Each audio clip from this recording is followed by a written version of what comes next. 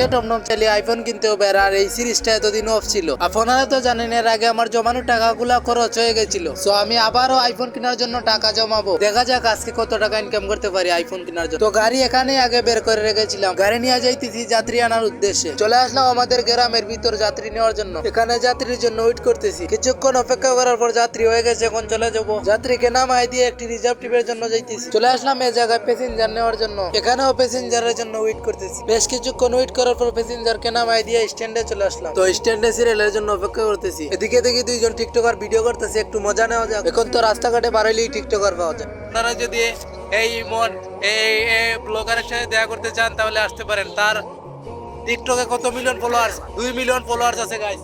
আপনারা তারে সবাই চিনেন। এসে ওই তার ক্যামেরাম্যান গাইস, এসে তার ক্যামেরাম্যান মানে তারে পিক তুলে দেয় গাইস। আমি কনফিউজ গাইস। আমার যদি আজকে কি করেন আপনারা, আমার যদি আজকে 1 মিলিয়ন থাকতো তাইলে আমারও এরকম একটা ক্যামেরাম্যান থাকতো। দেখছেন গাইস, তার 1 মিলিয়ন ফলোয়ার দিকে তার ক্যামেরা যাই এখন স্ট্যান্ডে আছে গাইস। তো এদিকে এসে দিকে আরেকজন টিকটকার সেলিব্রিটি আমাদের স্ট্যান্ডে আছে। ওই সেলিব্রিটিকে রিকোয়েস্ট করতেছি ভাই একটা সেলফি, কিন্তু বাইটি তুলে না। আমরা কতগুলো আইছি ওই 20 মিলিয়ন যে টিকটকার তার সাথে দেখা করার লাগিয়া।